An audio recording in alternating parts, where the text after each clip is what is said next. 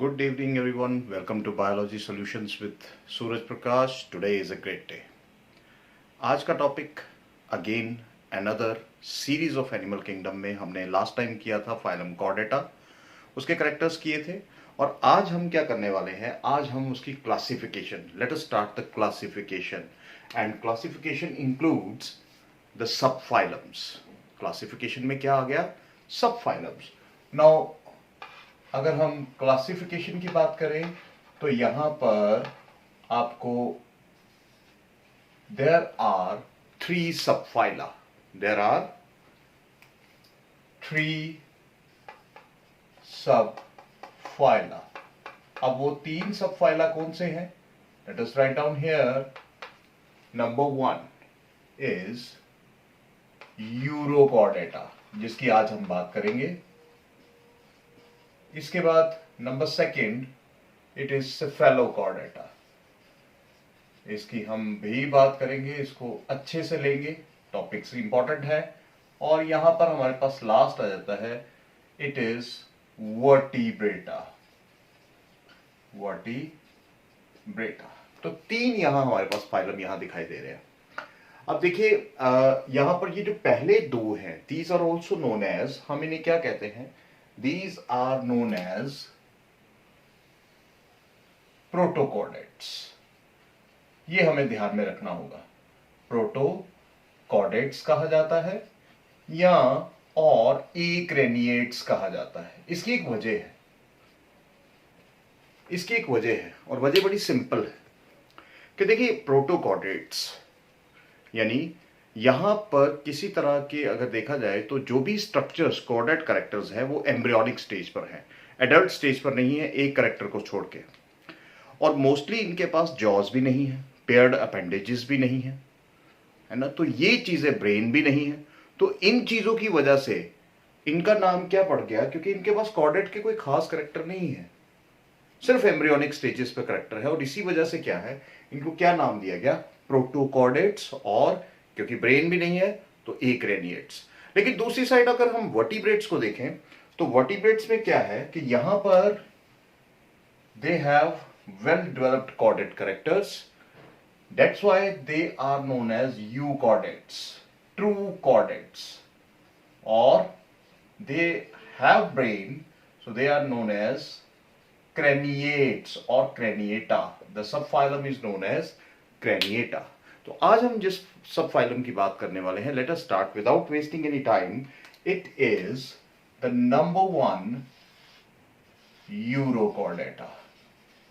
चलिए यूरोकॉर्डेटा की बात करते हैं। देखिए इसकी कुछ एग्जांपल्स हैं, जो जिन एग्जांपल्स को लेकर हम इसको डिस्क्राइब करेंगे। तो लेट अस इरेज और फिर ऊपर से स्टार्ट करते हैं।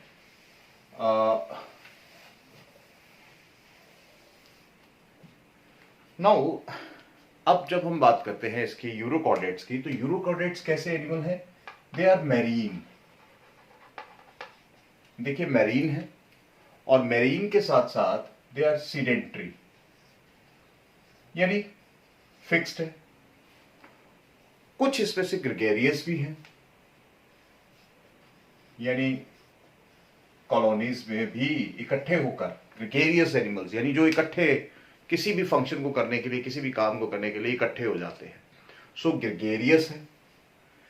अब यूरोकॉर्डेट्स जो है they are also known as ascidians, उन्हें एस्कीडियंस भी कहा जाता है। चलिए मैं यहां लिख देता हूं, they are also known as ascidians. अब इनको एस्कीडियंस क्यों कहा गया? देखिए सिंपल सी बात है, क्योंकि इनका जो बॉडी स्ट्रक्चर है, let us draw the structure और फिर हम समझते हैं। क्योंकि इनका जो बॉडी स्ट्रक्चर है it is sac like body. Body कैसी है? सैक लाइक बॉडी है और इसी वजह से इसको क्या कहा गया? एस्कीडियंस कहा गया। अब late us draw the diagram, और डायग्राम ड्रॉ करके हम ये देखते हैं कि ये किस तरह के एनिमल्स हैं। जब हम यहां बात करते हैं तो यहां पर चलिए हम इसकी सैक लाइक बॉडी को जल्दी से ड्रॉ कर लेते हैं ताकि ज्यादा टाइम ना वेस्ट हो। देखिए ये दीज आर अपर्चर्स, और ये कौन सा अपर्चर है? This is branchial aperture. ये ब्रेंकियल अपर्चर हमने बना दिया, और इसके यही साइड पर दूसरी साइड हम एक और ले लेते हैं। यहां पर भी अपर्चर है, लेकिन कैसे? Let us take hurry up fast. यहां पर क्या है, हमारे पास एक और अपर्चर है which is known as atrial aperture. यहां पर हमारे पास एट्रियल अपर्चर, ये जो मैंने दोनों अलग कलर से ड्रॉ कर रहे हैं ताकि हमें कोई कंफ्यूजन ना रहे। तो यहां पर हमारे पास ये एट्रियल अपर्चर आ गया। इसकी भी बात करेंगे कि ये दोनों है क्या चीजें। और जब हम बॉडी की बात करते हैं तो ये देखिए सैक लाइक बॉडी, ये इनकी सैक लाइक बॉडी है,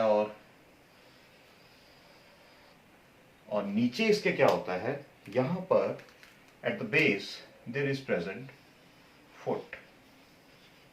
फुट यहां पर हमें दिखाई देगा, और इसके बीच में देयर आर वेस्ट मटेरियल होंगे। तो चलिए यहां भी ड्रॉ कर देते हैं। ये यहां पड़े हुए हैं, फिट है। चलिए क्लियर, जल्दी से हमने ड्रॉ कर दिया है। अब यहां पर let us finish the structure. ये हमारे पास इसके these are very important parts. चलिए इसको भी ले ले। दीज आर साइफॉन्स, एरियाज हम जिन्हें कहते हैं। अब देखिए यहां पर ये स्ट्रक्चर ऑलमोस्ट हार्डेमानिया का एग्जांपल इज हार्डेमानिया, जिसको हम सी स्क्वाट भी कहते हैं, हमने ड्रॉ कर दिया है। अब इसको सैक लाइक, देखो सैक लाइक जैसे बोरी की तरह बिल्कुल ऐसे स्ट्रक्चर है, इसीलिए इसको एस्कीडियंस कहा जाता है। इसका एक और नाम भी है, they are also known as Tunicata. तो देखिए करेक्टर्स भी आ रहे हैं, ट्यूनिकेटा। अब ट्यूनिकेटा क्यों कहा जाता है? क्योंकि it is covered over by leathery wrinkled covering known as tunic, और इसे हम क्या कहते हैं, टेस्ट। ट्यूनिक और टेस्ट, जो इसकी ये कवरिंग है यहां पर, आपको इसको थोड़ा सा हम थिक कर लें। अगर इस थिक कवरिंग को आप देख पा रहे हैं, आप देखिए यहां पर ये जो थिक कवरिंग है, दिस इज बेसिकली पूरे यहां पर भी होगी, इस साइड भी होगी। तो चलिए थोड़ी सी ड्रॉ कर लेते हैं। तो ये देखिए ये थिक कवरिंग है which is known as tunic. ये किसकी बनी है? It is formed of a very cellulose like substance. Cellulose नहीं है, बट सेलुलोज लाइक सब्सटेंस से बना है, और वो सब्सटेंस क्या है? That is tunicin. That is tunicin. बिल्कुल सेलुलोज लाइक स्ट्रक्चर है, सेलुलोज लाइक इसका अगर आप सब्सटेंस देखें बिल्कुल वैसा ही है, carbohydrate structure. So this is known as tunicin, और इसी ट्यूनिसिन की क्या है, ये एक लेयर बनी हुई है, and this layer is tunic. Now अब देखिए ये तो आ गया कि ट्यूनिकेटा क्यों कहा जाता है या एस्कीडियंस क्यों कहा जाता है, ये तो हमें क्लियर हो गया। कुछ दो करेक्टर तो हमने कर लिए। अब तीसरा जो करेक्टर यहां आता है कि यहां पर इनके पास क्या है, दे हैव टू साइफॉन्स, दो साइफॉन्स है स्पीसीज। ये साइफॉन्स जो रेड कलर पे दिख रहे हैं, यहां पर this siphon is known as branchial siphon. Branchial siphon कहा जाता है, और यही ब्रैंकियल साइफॉन आगे जाके कहां एंटर करता है? It enters into an aperture which is known as branchial aperture. Branchial aperture. और ये ब्रैंकियल अपर्चर क्या बता रहा है? It tells us about, it depicts mouth. ये हमें क्या बता रहा है? माउथ बता रहा है। ये ध्यान में रखने वाली बात है। It tells us about the mouth. Mouth is present. और इसके चारों तरफ there is a structure, यहाँ पर चार, there are 4 lips also present, इसी माउथ के चारों तरफ। Now अगर हम दूसरी तरफ देखें तो यहाँ हमें क्या दिखाई दे रहा है? This another siphon which is known as atrial siphon. It is atrial siphon. और इसी atrial siphon it enters into another aperture which is known as atrial aperture. It is atrial aperture. And what this depicts? This depicts cloaca. Anus is not present, cloaca is present. So अगर आप देखें तो यहां एक character तो हमें clear हो गया. अगर हम माउथ की बात करें, brachial aperture is the mouth ultimately, और एट्रियल अपर्चर क्या है? क्लोका है. तो it means digestive system is complete.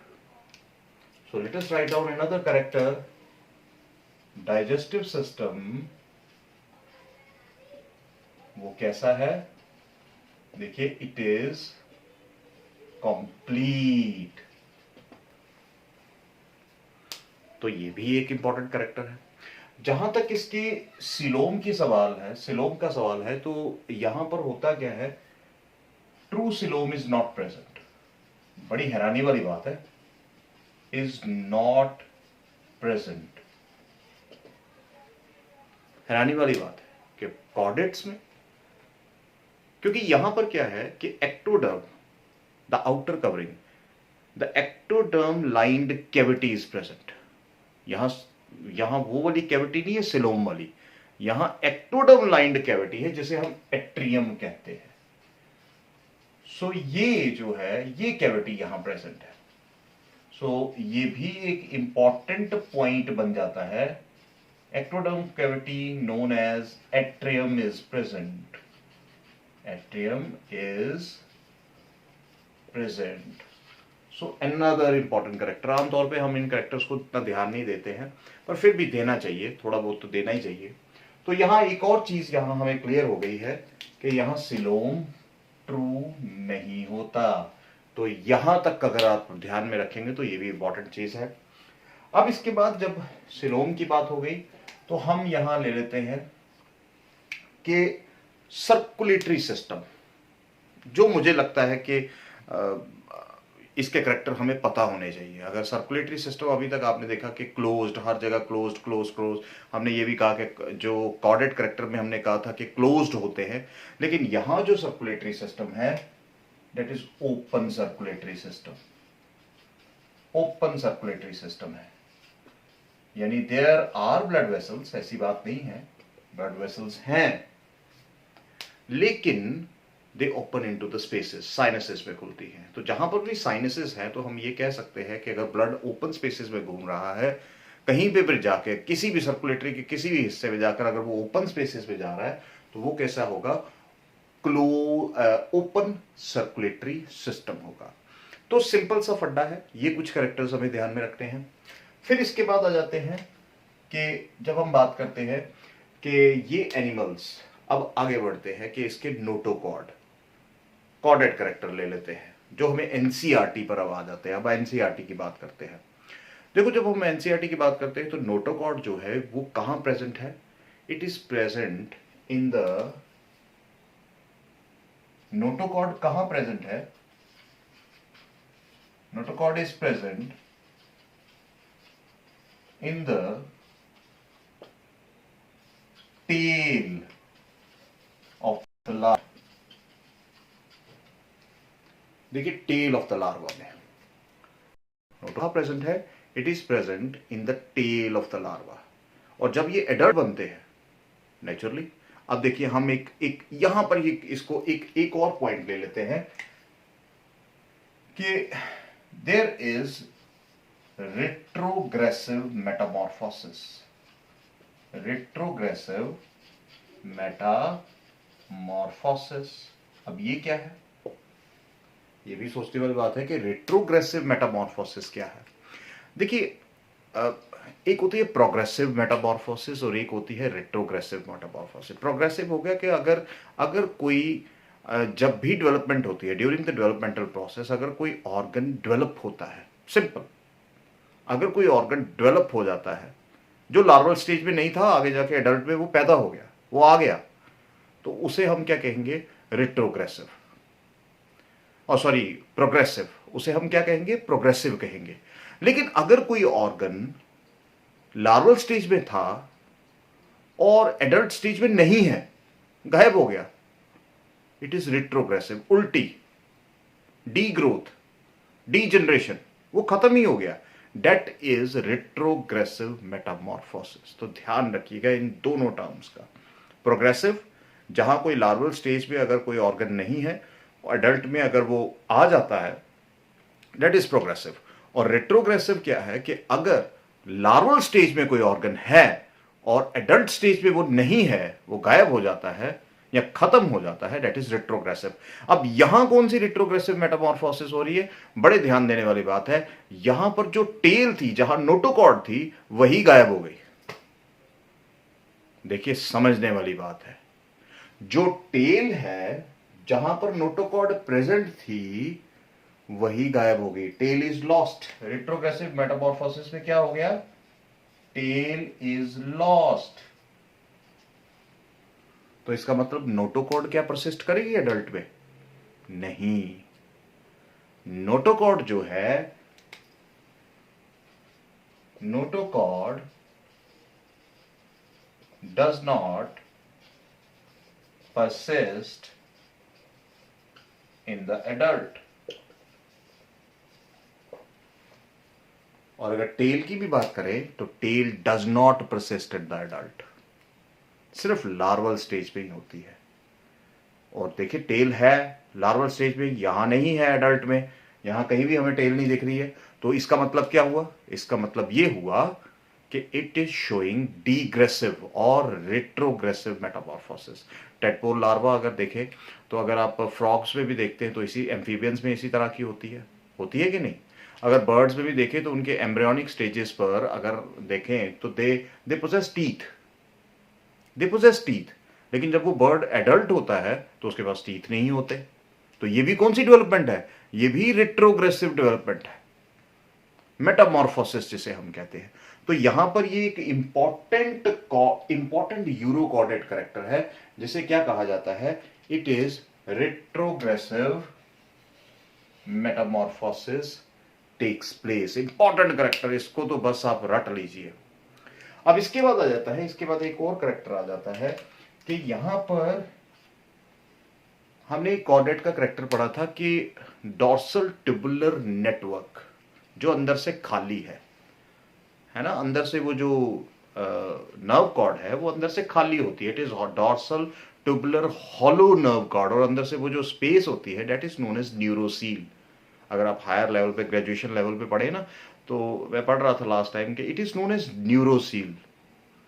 लेकिन 12th लेवल पे हमें वो उस जगह जाने की जरूरत ही नहीं है। लेकिन अब होता क्या है, यहां क्या हो रहा है? Dorsal tubular network nerve cord is present in the larval stage but changes to dorsal ganglion। ये dorsal ganglion में change हो जाती है। So let us write down another point, dorsal tubular hollow nerve cord changes to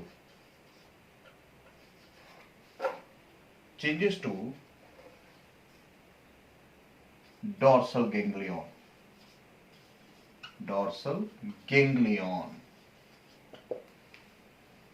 in adults। तो देखो यहां जब हमने लास्ट टाइम भी पढ़ा था तो ये बड़े इंपॉर्टेंट कैरेक्टर आ जाता है कि dorsal tubular hollow nerve cord जो है, देखा जाए तो ये नॉन गैंग्लियोनिक होती है। कॉर्डेट्स में ये नॉन गैंग्लियोनिक होती है। गैंग्लियन का तो कोई सवाल ही नहीं है, collection of nerve cells forming group, that is known as ganglion. तो यहां पर क्या है कि आप देख रहे हैं कि जो ट्यूबुलर हॉलो नर्व कॉर्ड है वो किस में चेंज हो गई? इनटू डॉर्सल गैंग्लियन, यानी यहां गैंग्लियन बन रहे हैं। दो swellings, collection of nerve cells forming swelling is known as ganglion, वो बन रहा है। तो ऐसा तो नहीं होना चाहिए। तो अगर डेट पे कोई कॉर्डेटा के कोई खास कैरेक्टर नहीं है, एम्ब्रियोनिक स्टेज पर ही है, मैंने पहले ही कह दिया है ना। तो यहां पर एक कैरेक्टर है जो इसमें बेसिकली एडल्ट तक रहता है, लार्वल स्टेज में भी होता है और एडल्ट में भी रहता है। और वो कौन सा कैरेक्टर है? एक ही कैरेक्टर है, याद रखिएगा, that is pharyngeal gill slits. Pharyngeal gill slits जो है वो यहां एडल्ट्स में रहते हैं। तो let us write down here pharyngeal Gill slits remain in the adults, वो adults तक रहते हैं and they open into the atrium। देखिए यहां पर खुलते हैं, अगर देखा जाए ना तो ये देखिए ये जो एट्रियम, यहां पर एट्रियम में फेरिंक्स में यहां भी स्पेसेस है, इनको एट्रियम ही कहा जाता है। तो यहां ये खुलते हैं। So and then open into exterior via, मैं ऐसे लिख देता हूं, एट्रियम, जो एक्टोडर्म लाइन कैविटी है। हमने कहा ना सिलोम तो है नहीं, एक्टोडर्म लाइन कैविटी है, ये सारी कैविटी है ectoderm line cavity which forms basically atrium. True coelom तो है नहीं। तो ये थोड़ा सा जो टेक्निकल चीजें हैं ये आपने यूरोकॉर्डेट्स में ध्यान रखनी है, जो आमतौर पे हम नहीं पढ़ते हैं। अब उसके बाद देखो, अगर देखा जाए तो इसमें एसेक्सुअल रिप्रोडक्शन भी होती है ना। एसेक्सुअल रिप्रोडक्शन हो रही है, खासतौर पे बडिंग होती है। खासतौर पे यहाँ कौन सी हो रही है, मैं यहीं पे लिख देता हूं कि एसेक्सुअल में बडिंग। और अगर हम सेक्सुअल रिप्रोडक्शन की बात करें तो एक्सटर्नल फर्टिलाइजेशन है। सेक्सुअल रिप्रोडक्शन भी होती है और फर्टिलाइजेशन क्या है, एक्सटर्नल फर्टिलाइजेशन होती है, एक्सटर्नल फर्टिलाइजेशन है। एंड डेवलपमेंट अगर देखा जाए इट इज इनडायरेक्ट। डेवलपमेंट क्या है, इनडायरेक्ट है। और इनडायरेक्ट डेवलपमेंट में जो लार्वा आता है वो याद रखिए, that is tadpole larva. Tadpole larva आता है। अब यहां पर होता क्या है कि देखो ये दोनों, ये जो स्पेसेस दिख रही हैं आपको, branchial aperture and atrial aperture, अब they are filter feeders. Simple सी, क्योंकि डाइजेस्टिव सिस्टम हम अगर इसका डिटेल में पढ़े ना तो दे आर फिल्टर फीडर्स। मैं यहां लिख देता हूं, इस डायग्राम के बीच में आप मत लिखिएगा, लेकिन मैं लिख रहा हूं यहां कि ये बेसिकली फिल्टर फीडर्स होते हैं। फिल्टर फीडर्स, सिंपल सी बात कहूंगा, एक कि यहां से ये माउथ है, यहां से अंदर जाएगा और यहां से ये वेस्ट मटेरियल बाहर चला जाएगा। ये इसका प्रोसेस होता है, सिंपल सा, डीप नहीं जाएंगे।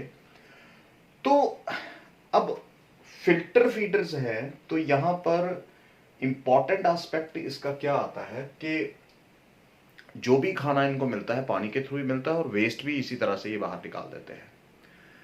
अब एक जो इंपॉर्टेंट चीज मैं बताना चाहता हूं आपको कि यहां पर होता क्या है कि जब इनके साथ कोई छेड़छाड़ करता है, ये मैंने इसीलिए बोला, जब कोई इनके साथ छेड़छाड़ करता है या इनको कोई भांपते हैं खतरा, तो ये क्या करते हैं, दोनों एपर्चर्स, ये जो दोनों एपर्चर्स है यहां से पानी की बौछार करते हैं, पानी की बौछार कर देते हैं, और उसी बौछार को हम कहते हैं स्क्वाटिंग।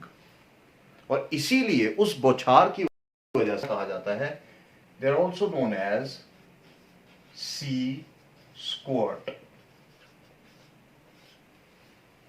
और ये एनिमल जो हमने ड्रॉ किया है ये क्या है, this is the structure of Herdmania, जिसे हम सी स्क्वर्ट भी कहते हैं। और किस लिए कहते हैं मैंने आपको बता दिया, when disturbed it squirts water from both the openings, branchial as well as atrial aperture, दोनों से बौछार कर देता है, और इसीलिए इसको सी स्क्वर्ट भी बोला जाता है। अब इसमें इंपॉर्टेंट एग्जांपल्स हैं, तो चलिए इंपॉर्टेंट एग्जांपल्स की भी बात कर लेते हैं। इंपॉर्टेंट एग्जांपल आपके सामने मैंने ये लिखी है, हार्डेमानिया। इसके अलावा यहाँ पर इंपॉर्टेंट एग्जांपल है, कहाँ पर लिखे, चलिए यहाँ लिख देते हैं, इंपॉर्टेंट एग्जांपल्स को लिख देते हैं, यहाँ लिख देते हैं। इंपॉर्टेंट एग्जांपल्स इसमें क्या आ जाती हैं, सच एज हार्डेमानिया जो हमने यहाँ लिखी है, चलिए इसको भी लिख देते हैं। पायरोसोमा, ये मैं किस लिए लिख रहा हूं, क्योंकि ये पायरोसोमा एक ऐसा है विच इज फॉस्फोरिसेंट, ये चमकता है, ये चमकता है, फॉस्फोरिसेंट ग्रेगेरियस एनिमल। और याद रखिएगा ये सारे के सारे मैरीन एनिमल्स हैं, ये सारे के सारे क्या है, मैरीन एनिमल्स हैं। तो ये 2-3 एग्जाम्पल है, आप याद रखिए। जो इसकी एक्सप्लेनेशन है ज़्यादा तो नहीं, बट मैं वो 4 करेक्टर्स जो जैसे नोटोकॉर्ड हो गया, फेरेंजियल गिल स्लिट्स हो गया, टेल हो गया, रेट्रोग्रेसिव मेटामॉर्फोसिस हो गया, इन पे आप ज़्यादा फोकस कीजिएगा, है ना, इन पे थोड़ा सा ज़्यादा फोकस कीजिएगा। और आई होप आपको ये टॉपिक समझ आया होगा। मैं कोशिश करता हूँ कि अब रेगुलर हर एक वीडियो आए। कल हम करें एक बहुत इंपॉर्टेंट टॉपिक, डेट इज अब इसके आगे एक और protochordate, cephalochordate. Thank you very much.